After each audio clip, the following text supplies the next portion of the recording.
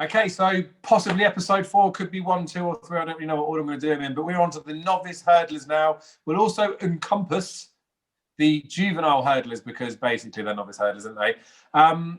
But we don't even need to think about the juvenile hurdlers yet because we can get stuck straight into the future champion novice hurdle. Now, there's a lot of talk recently going out about appreciating whether he was going to run or not run at Christmas. Basically, a lot of people were saying that he wasn't going to run at Christmas, but he is. He's in the future champion novice hurdle. And the novice hurdle division at Cheltenham, I don't think it's any real great secret. There's people that have obviously got their fancies in there. I think it still looks fairly open in all 3 spheres. When you actually look at this race in isolation, this looks an absolute corker. So I think whatever wins this, especially if it wins it by a couple of lengths, is an absolute beast. Mention and appreciate it. Potentially he could be Ballymore bound, couldn't he? But we know 7-year-olds don't win at Ballymore, so send him to the Albert Bartlett, please, Willie Mullins. Appreciate's in here. Bally Adams in here.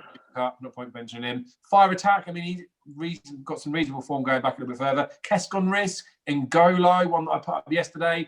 The Devil's Coachman as well. There's a couple of others that don't need to be mentioned, but that are in the race. Like this is the sort of race that will give me a semi, guys. And I know it's slightly inappropriate because we're on camera together and I'm not wearing any pants tonight, but I can't talk about it too much because I'll get too excited. So, Jamie, you kick off. Now you're comfortably lying on the side. Tell me, who do you actually fancy to win this race? And then I guess as well, it's probably worth mentioning some of those other ones where you see them fitting in. What do you think could happen? Because it's not just about the winner of this race. We could see first, second, third turning into pretty useful animals, I reckon. I'm Appreciated's number 1 fan. I think he'll win, and I think he'll go on to win the Ballymore afterwards. I think Bally Adams completely a supreme horse. I will agree there. Now, Fernie Hollow's gone, as we know. To be honest, I haven't seen a supreme horse yet, Dave. So I think it'll be Appreciate going here to see, is he a supreme horse? If he loses, probably go to the Ballymore against Bob Ollinger. I still think Appreciated is my horse for the Ballymore. I hope he wins here, shows his speed. And is he a speed horse? Probably not. But I think he'll win the next day. Bally Adams race last day, I thought it was a non-event.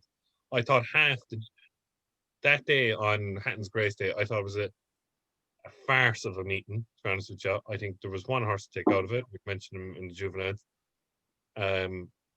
I was not happy after that day. I was not happy whatsoever because they were all slowly run, the whole lot. You couldn't, like, Bally Adam beat Engodo and Castmate, 137, 138. Is that form to win a Supreme? No. Not at the moment. But at the moment, I think Appreciated. If Townend has any bit of a brain on him, he'll go out in front, catch me if he can. We'll see how good Bally Adam is then after that. Yep. So of the other ones that I briefly mentioned, Kescon Risk and Ngolo, the Devil's Coachman, do you reckon any of them could fix it? No, I looked at the Cork race actually last day. I was actually looking at the Devil's Coachman, and I don't like the way he jumps, Dave. No, he has loads of toe. You could see that by the thing. Kescon Risk fell over the line last day. Good ride by Slevin last day, but no, not for me. But to be honest with you, it's a match race. We'll see how good the two of them are.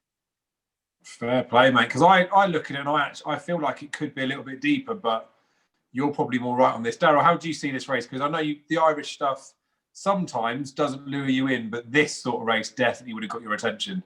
Yeah, I do like this race. I've got an issue with the front two. I think Bally Adams good. I don't think he's great, and I think we need to see more from him to be winning like a Supreme. This race normally is a good indicator towards the Supreme Novice. Appreciate it. I do like it. Everyone's talking about him for the Ballymore when last year, in his bumpers, I thought he had plenty of speed. I thought he had a lovely turn of foot. So I'm surprised everyone's thinking Ballymore. I know he's a point-to-point winner, but I don't know. He's got an air of vulnerability about him for me. So I do worry there. I think what we're waiting for, personally, what I'm waiting for is I am not excited about the Supreme. I'm not excited about the Ballymore. I'm not excited about the Albert Bartlett. Normally, by this time of the year, we've got something that's come out and gone, bang, Christ, that's got a massive chance. Or we've got 5 or 6 at the head of the market at Christmas or just after Christmas that we think, God, this is going to be a hell of a race. I don't think we've got that at the moment this year. No. I think we're waiting for something to come out and do it. And I couldn't have the likes of N'Golo. I know a lot of people fancy him because he was behind Bally Adam and he ran on strongly and he was pulling Paul Townend's arms out. But go back to Navan and Listonwell, he did the same there anyway. So it's not like it was a one-off, he was too keen and he would have beat him. He does that all the time. I do like the Devil's coachman. I think, but then again, I was suckered in by a JP horse last year in Unaccepted. But I think he's got a blistering turn of foot, and I think he could have a ton more to come. He's very lightly raced. Only had one start over hurdles. Like that's the type of horse you're really looking for, I think, at this time of year. And I think he's got to go close in there. I've got 11-1 double figures here with Betfair. Like, I'll happily take my chance there. I don't think the two at the top of the market. I mean, you can tell by their price, 7-4, 15-8. I don't think even the market thinks that they're rock solid. So I'm happy to take them on, and I'll give a chance to the Devil's coachman. I'm literally waiting for something to come and blow me away, or something to do or have a turn of foot and finish powerfully through the line. Something that I'll go, Christ, that's got a good chance. He's 12-1, Daryl, with Labrooks. The Devil's coachman. Yeah. Happy days. I'll get the missus to take that. The thing is, I look at this race and like Daryl's got it nailed on. That we want something to come out and fly with it. The mental thing about Appreciate is Daryl's just touched on there after the bumper, like plenty of speed about him. So not putting words in your mouth, but potentially like he could be a supreme-ish horse. Jamie's obviously saying potentially wins this or might get beaten. This goes to a Ballymore. I fancy him for the potato race. So bunch of bloody experts we are, aren't we? Well, surely that just says that we don't actually think he's that great, but he could have a race in him. Like, and that's not what. That's for me. That's not what Cheltenham, Supreme, Ballymore, and Albert Bartlett, maybe Albert Bartlett, but Supreme and Ballymore winners are not about that. For me, they're about. This is a class horse. This is a standout. He was brilliant there. It's hard to find negatives against them. Whereas you just get, when you Appreciate it, I just get a little bit deflated with him, to be honest. I don't know why. I just do. You know, when you just get a gut feeling about a horse, you just get a little bit deflated. Yeah. And that's just the way I feel about him. I don't think he's done anything wrong necessarily. And maybe it's the fact that last year's bumper. I mean, look, last year's bumper, this is after timing, but I backed Fernie Hallow 40-1 in running, but that will tell you the story of the bumper. I feel that the winner was 40-1 in running, and there was like 5 lengths, 6 lengths separating the first 5, and the 5th in the race is going to be wanting to go Escalade. He's going to be wanting to go 3 miles in time. I just didn't think it was that great. I mean, look, put it this way, right? Appreciate is in this race at 7-4 fab for Betfair. Other bookmakers are available, right? Third Time Lucky is over at Kempton, and he's 6-4 in a much easier race, and he has only got 3 lengths to farm. Appreciate it. And you look at this race compared to the Kempton race that Third Time Lucky is running in. Who would you rather back? Appreciate in this 7-4 or 6-4 Third Time Lucky? Like, for me, it just doesn't excite me, and I think his price is short enough from what he's done there. Look, I love the race. I can't wait to see it. I can't wait to see the outcome of it. I hope someone absolutely bolts up and steals the show. But from a betting perspective, and that's what we're trying to do, I can't get overly excited about it at all. But I'm with you, mate. And now Jamie's gone. That's done us a favour for a minute, because the Devil's coachman, his jumping was poor the last day, but the same as you. It's hurdling debut. He's the one that I'm looking at. I think he's a reasonable price. Especially when you're looking forward towards Cheltenham. He's like a 25-1 pope for the Supreme Proper. Yeah. He's about half that price to win just this race in isolation. So you're looking for something that's got scope for improvement. He would be the one that would be luring me in to think maybe he's worth a little poke. N'Golo, I put him up yesterday for any race. That marker 1-3, I think he could be better than that. I know what you're saying, that he finished a little bit and lots of people jumped on the same bandwagon. But if he starts to falter, then he could be coming to Cheltenham running in a handicap off the 130s. If he ends up progressing and doing what a lot of people think he might be able to do, he could end up being an okay horse. The thing is, he's keen, which you said he did before. This will be the sort of race where you'll find out if he's just keen and he's not quite good enough, or he can't settle, because they'll go so quick in this race that if he is a proper horse and this settles him, we'll find out, won't we? So this is the sort of race with no hiding place. If you get beaten in this, in terms of look at the novice hurdles for the big days, the spring festivals, line for a minute. But yeah, I'm the same as Yeah. you, Mel. A standout performance, and I do think the Devil's coachman probably is. I agree. I'd like to see him pull out I mean, his maiden form at court got given a boost by the second as well, didn't it? I know it's only maiden form, but Oh, he's back. Stop.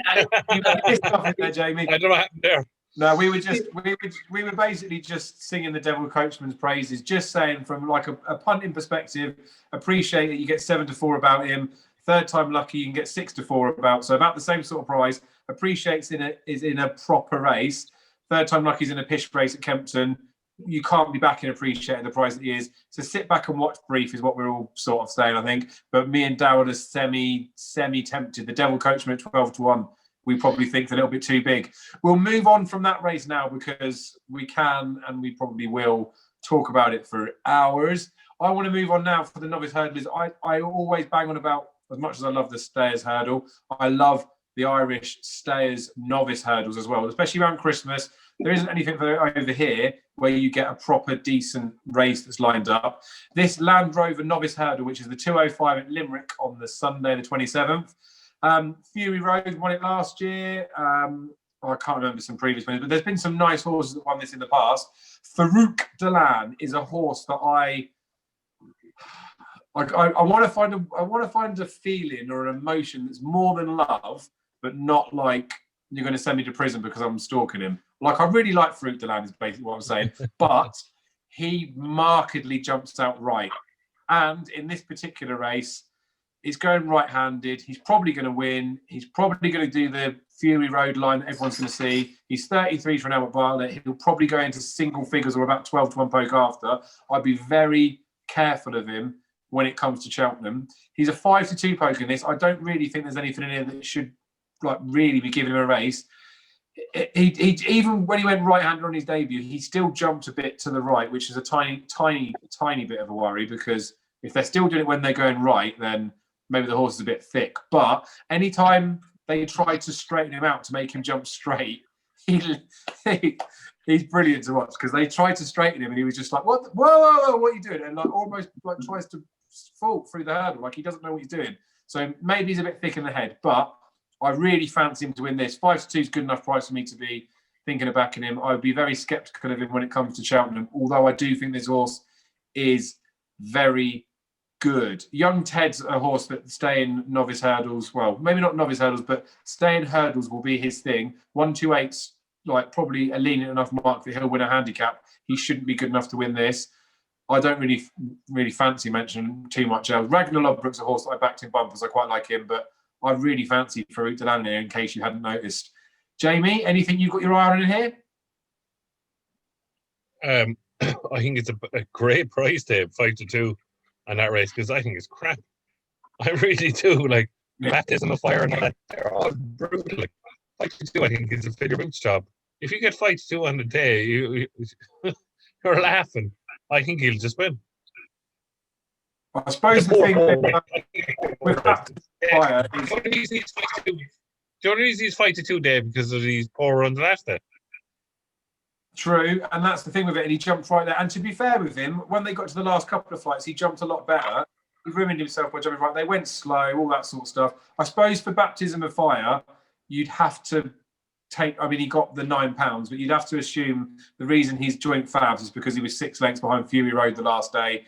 Potentially looks better for him. When he beat Wide Receiver, obviously well-regarded horse on debut. So it's helpful that he's in here, that he makes up the market. But like, the thing is, I wouldn't be shocked if Farouk Delan lost this because, again, like I say, he jumps right. I think he's a bit of a thicko.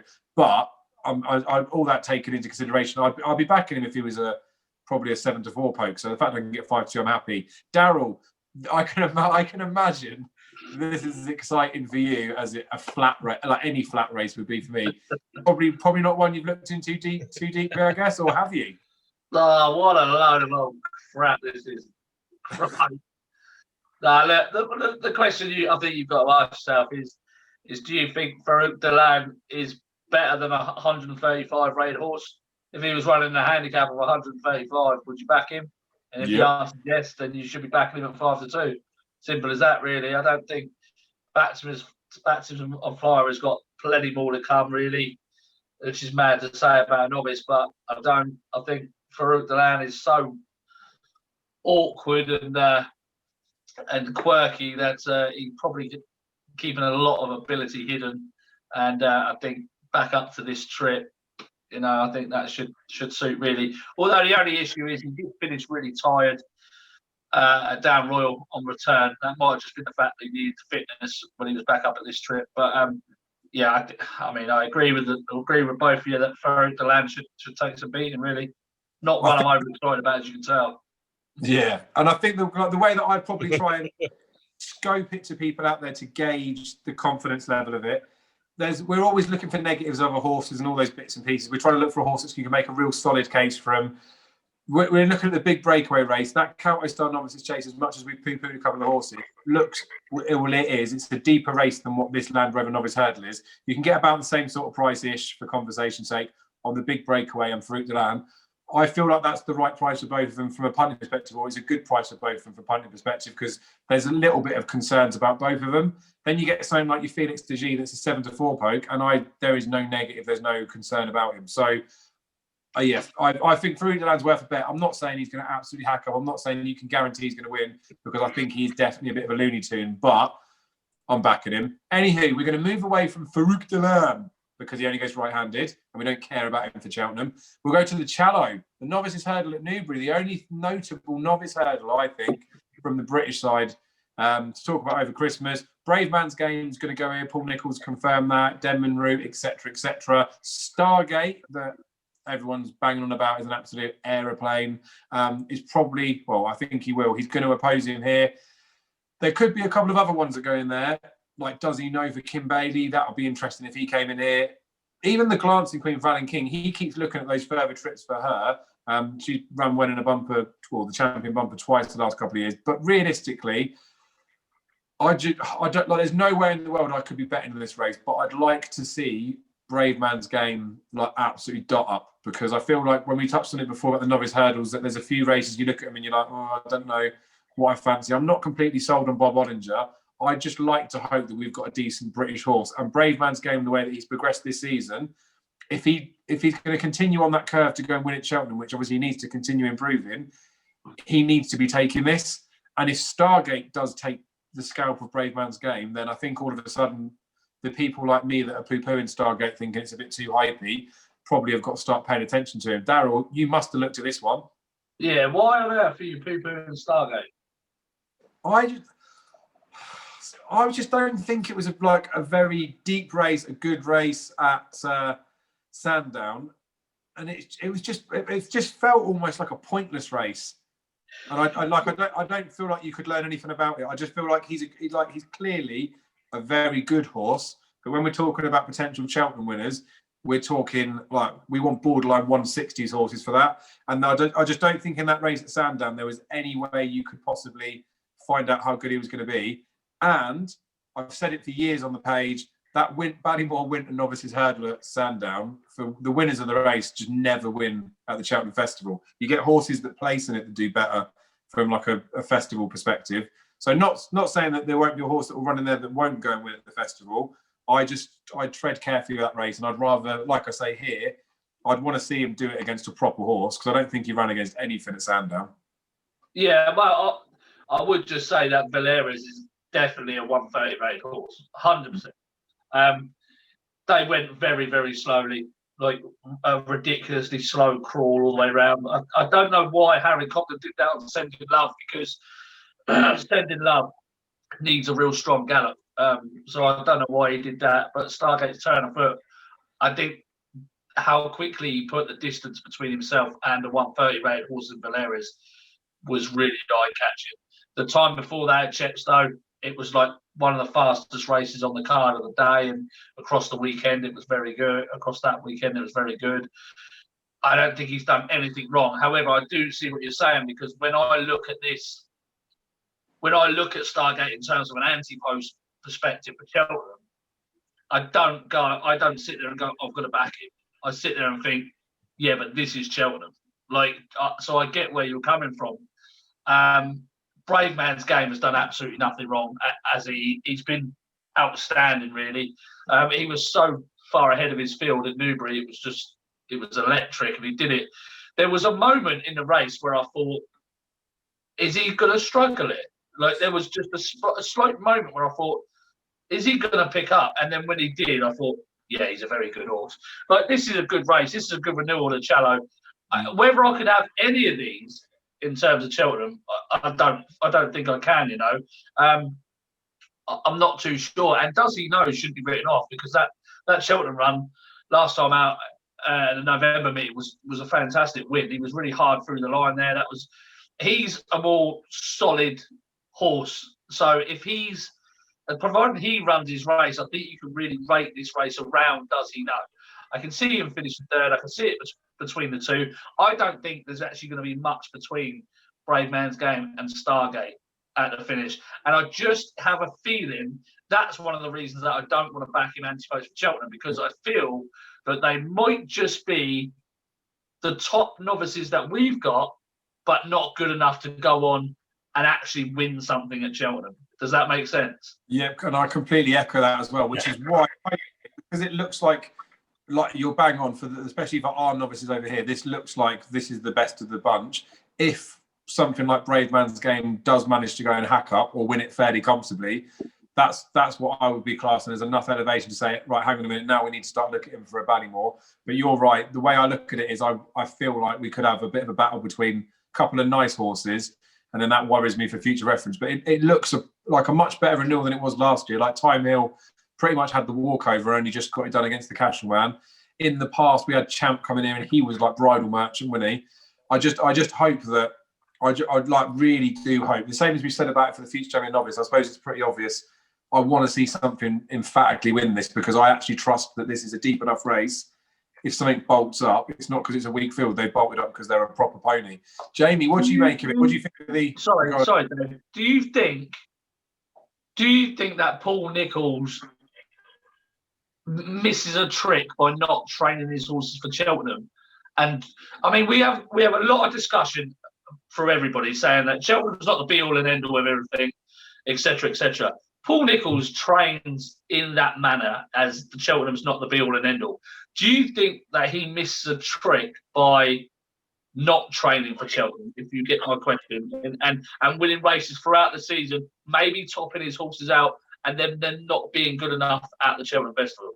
Yeah, I mean, it's a fair point to bring up. And I think the interesting thing with Nicholls is because he does so well in the chasing sphere, when you see his novice hurdlers, you just wonder like how far he's going to want to push them, or how much they need to do.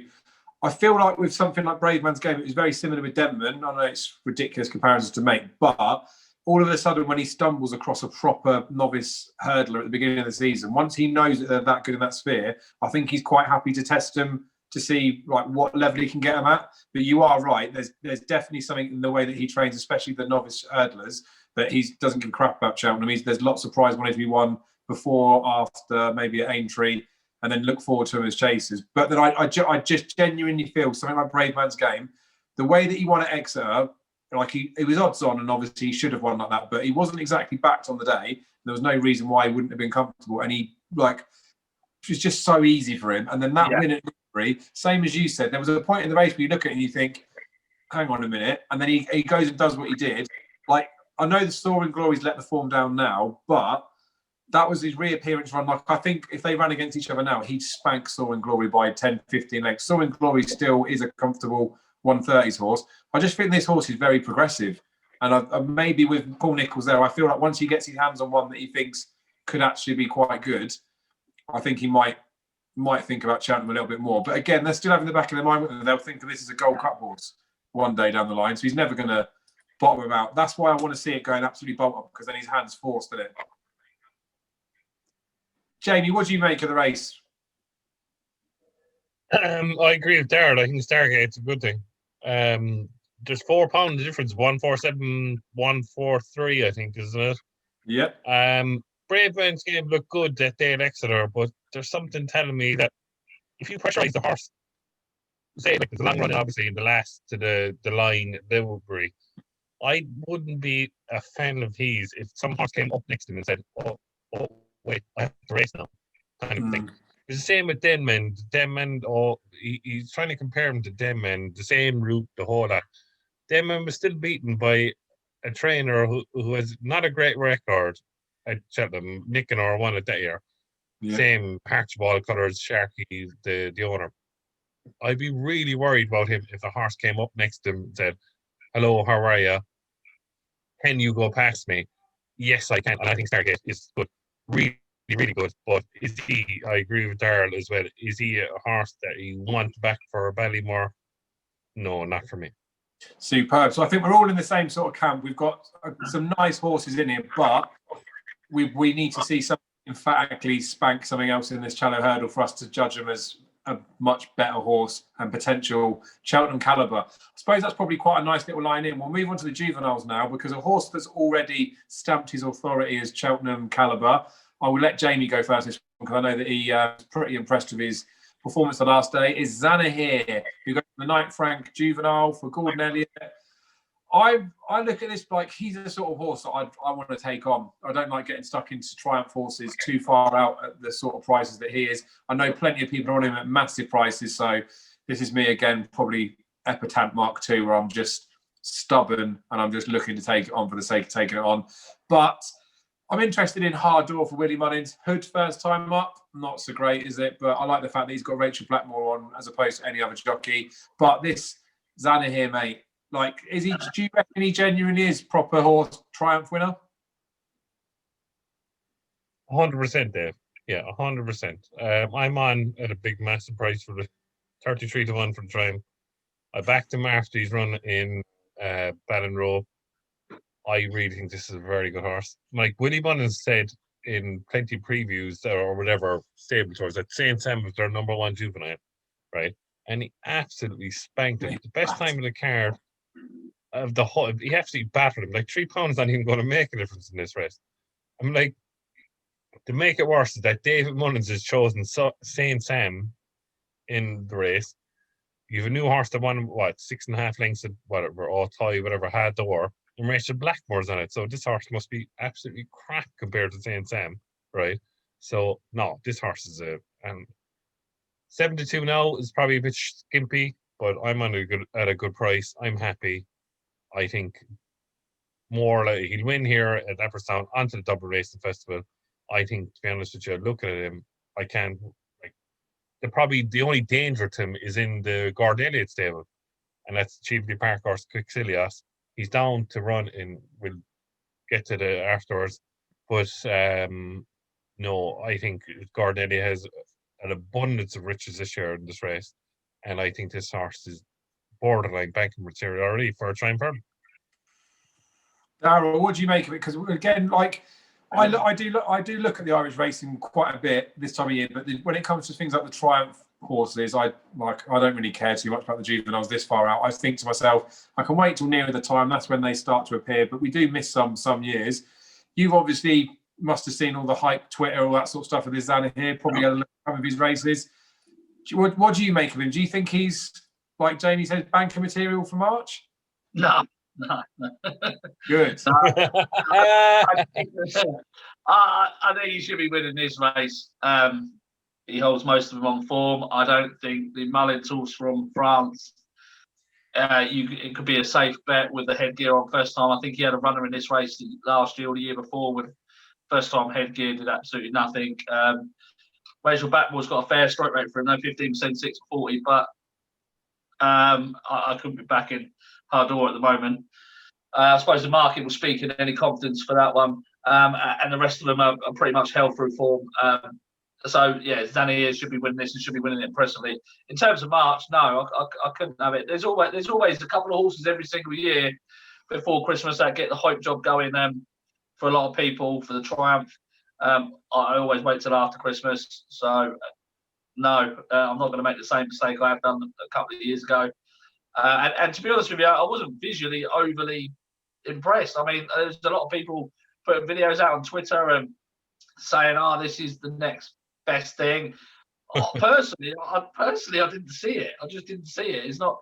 It didn't do it for me. So that's just the way it is. I do think Quixilios is a smart horse. I think there could be more to come from that one. Zanahiyr, This race is a crap race. Let's be honest. This is a terrible race. Like, if he's not winning this, you'd be disappointed, just as the odds suggest at 4-9. I couldn't back anything else in it.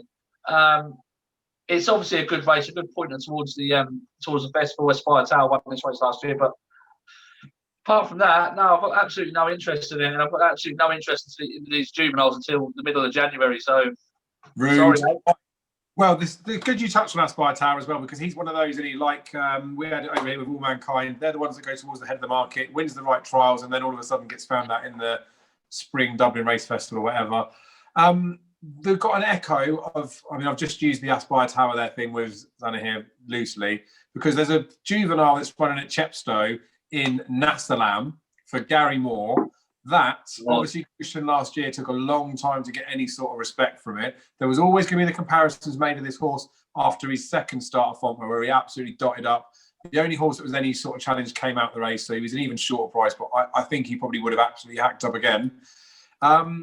But like, potentially, he's still a reasonable price. He's going to get tested in this race, that's for sure. And we saw last year that All Mankind did the job at Chepstow. All of a sudden looked like he was going to be a good thing for Cheltenham because he did it somewhere else.